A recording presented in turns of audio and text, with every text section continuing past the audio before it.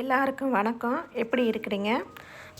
இப்போ நான் இன்றைக்கி வந்து இந்த பப்பியை பற்றி தான் உங்களுக்கு வீடியோ காமிச்சு அந்த பப்பியை பற்றி உங்களோட பேச போகிறேன். இந்த பப்பி வந்து இப்படி கொஞ்சம் புழு வந்து வந்திருக்குது அப்படின்னு சொல்லி அண்ணா நகரில் ஒரு ஒரு ஆயுர்வேத ஹாஸ்பிட்டலில் வந்து இருக்குது அப்படின்னு சொல்லி எங்களுக்கு வந்து ஒரு மெசேஜ் வந்தது. நானும் இந்த இந்த அக்காவுக்கு தான், எனக்கு தெரிஞ்ச ஒரு அக்காவுக்கு தான், அவங்க வந்து நிறைய இந்த மாதிரி பண்ணுவாங்க, அவங்களுக்கு வந்துச்சு. நானும் அந்த அக்காவும் தான் போனோம். பார்த்தீங்கன்னா இந்த பாருங்கள், குட்டி பப்பி ரொம்ப க்யூட்டாக இருந்தது. ரொம்ப நல்லா குண்டாக சப்பியாக நல்லா பார்க்க அழகாக இருந்தது. 3 பப்பி இருந்தது. அதில் இந்த ஒரு பப்பிக்கு பார்த்தீங்கன்னு சொன்னால் இந்த மாதிரி அந்த உங்களுக்கு பார்த்தாலே தெரியும், ஓண்டு வந்து அது ஃபுல்லாக வந்து புழு பெரிய புழு வச்சுருந்தது. இப்போ உங்களுக்கு க்ளோஸ்அப்பில் நான் வந்து காமிக்கிறேன். அதுக்கப்புறமா அக்கா வந்து மெடிசன் கொஞ்சம் எடுத்துகிட்டு போயிருந்தாங்க. அதெல்லாம் வந்து அப்ளை பண்ணாங்க. அப்ளை பண்ணோடனே அந்த புழு கொஞ்சம் வெளியே வர ஆரம்பிச்சிச்சு.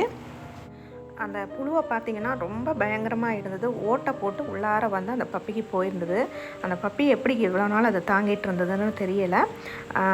அந்த புழு மட்டும் இல்லை, பார்த்திங்கன்னா அது உடம்பு பூரா, இந்த 3 பப்பிக்குமே உடம்பு பூரா பார்த்திங்கன்னா அந்த சின்ன சின்ன பூச்சி டிக்ஸ் மாதிரி இருக்கும்ல, அந்த பூச்சி வந்து நிறைய வந்து அதை கடிச்சிட்டு இருந்தது.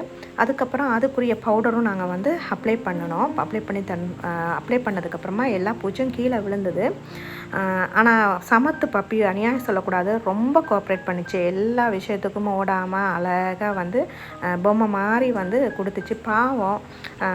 இதை இப்போ நம்ம வந்து இந்த அக்காவுக்கு வந்து சொன்னாங்க, அதனால் போய் பண்ணினாங்க. இல்லை யாருமே பண்ணுறதுக்கு இல்லைன்னா இந்த பப்பியோட நிலைமை என்னவாக இருக்கும்ன்றதை யோசிச்சே பார்க்க முடியலை.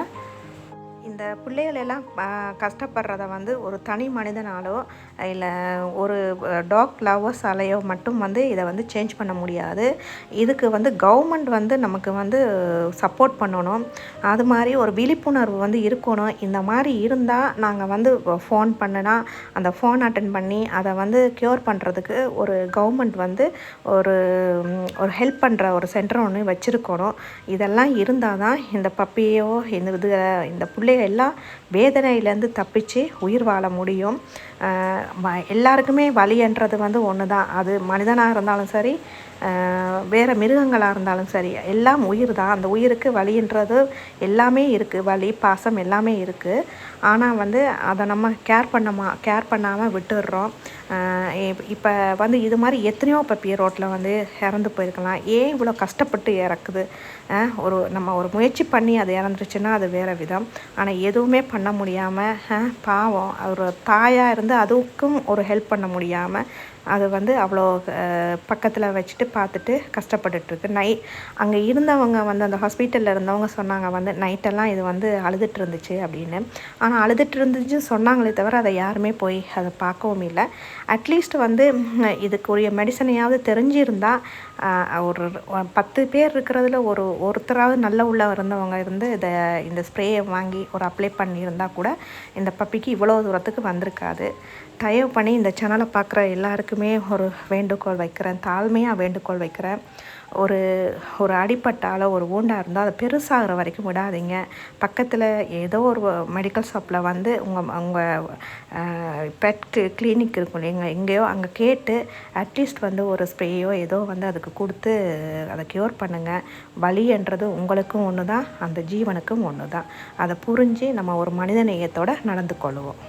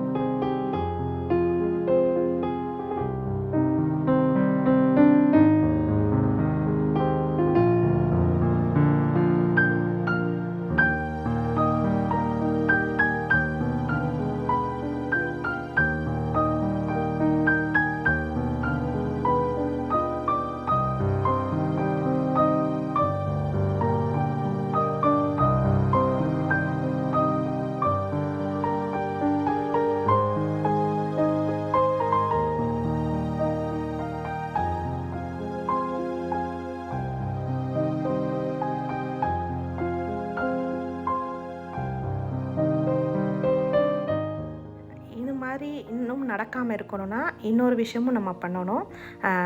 ஃபீமேல் டாக்ஸுக்கு வந்து நம்ம வந்து கருத்தடை வந்து பண்ணணும்.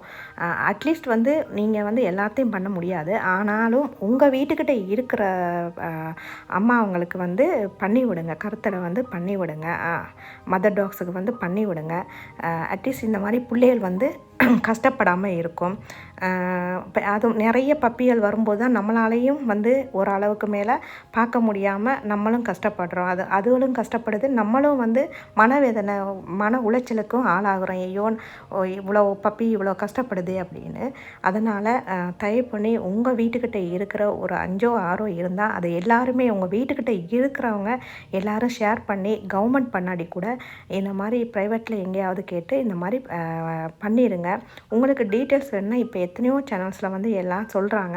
அந்த மாதிரி டீட்டெயில்ஸ் நீங்கள் தனிப்பட்ட ரீதியாக கேட்டால் நாங்களும் உங்களுக்கு சொல்கிறதுக்கு தயாராக இருக்கிறோம். அது மாதிரி கொஞ்சம் ஹெல்ப் பண்ணுங்கள். சாப்பாடு வைங்க, தண்ணி வைங்க. சாப்பாடும் தண்ணியும் வைக்கும்போது நீங்கள் வந்து குறைஞ்சி போகிறதில்ல. உங்கள் குடும்பமும் நல்லாயிருக்கும், நீங்களும் நல்லாயிருக்கும், உங்கள் தலைமுறையினரும் நல்லாயிருக்கும். உங்கள் தலைமுறையினருக்கும் நீங்கள் நல்ல ஒரு பழக்கத்தை நீங்கள் வந்து கற்றுக் கொடுக்குறீங்க. மற்ற உயிரினத்தை மதிக்கிறதுக்கு கற்றுக் கொடுக்குறீங்க. அதை கற்றுக் கொடுங்க. தயவு பண்ணி குழந்தைகளை கூட்டிகிட்டு போகும்போது ஏன்றதும் அடிக்க போகிறதும் இதெல்லாம் செய்யாதீங்க. அது வாயில்லாத ஜீவன் எங்கே போகும்? நம்ம பின்னாடி தான் வரும். நம்ம என்ன செஞ்சாலும் நம்மளோட தான் அன்பாக இருக்கும். அது வந்து அதுக்கு அன்பு காட்டுறதுக்கு வேறு யாரையும் தெரியாது, நம்மக்கிட்ட தான் வரும். அதனால் இதை புரிஞ்சு நடந்துக்கோங்க.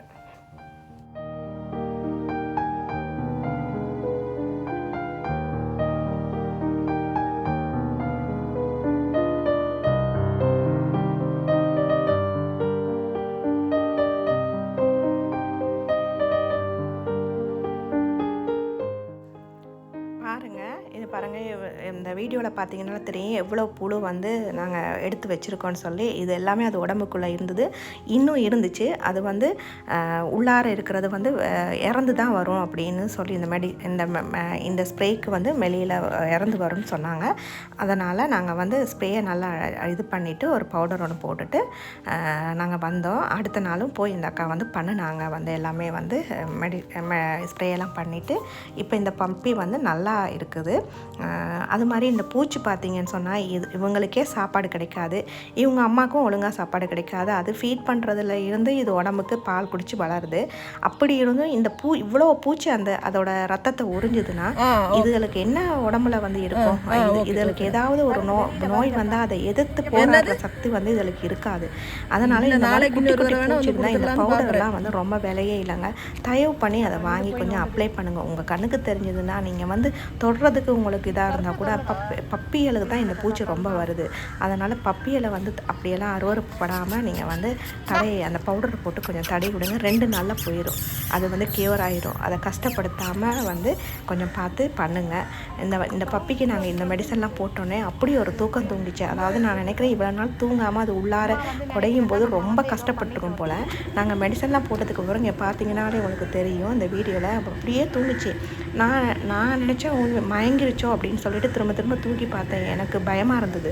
அதுக்கப்புறம் பார்த்தா அது அவ்வளோ நல்லா அவ்வளோ அந்த உடம்புல இருந்ததெல்லாம் போனோன்னா அவ்வளோ தூங்குவோம்ல, நம்மளாம் வந்து ஒரு நிம்மதியான ஒரு தூக்கம் தூங்குவோம்ல, அந்த மாதிரி தூங்குச்சுங்க. பாருங்கங்க, அது குழந்த மாதிரி பார்க்க பாவமாக இருந்தது. நீங்களும் அன்பு செலுத்துங்க தயவு பண்ணி. இன்னொரு வீடியோவில் வந்து உங்கள் எல்லாரையும் மீட் பண்ணுறேன்.